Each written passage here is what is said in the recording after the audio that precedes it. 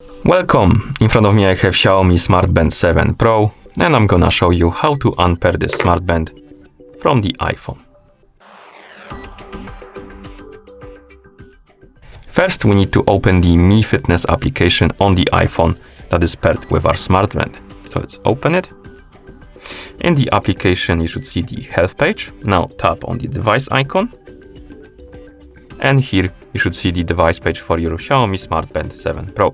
Now scroll down on this page, tap on the Unpair button, and then tap on Unpair to confirm. Now tap on Got it.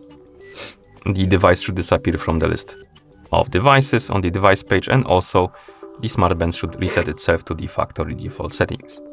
Now we can close the app, open the Bluetooth settings on our iPhone. So let's open the settings, tap on Bluetooth, and here you should see the list of my devices, and on it you probably will see the Xiaomi Smart Band 7 Pro.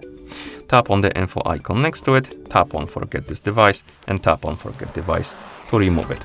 And at this point the smart band is completely unpaired from our iPhone. Thank you for watching.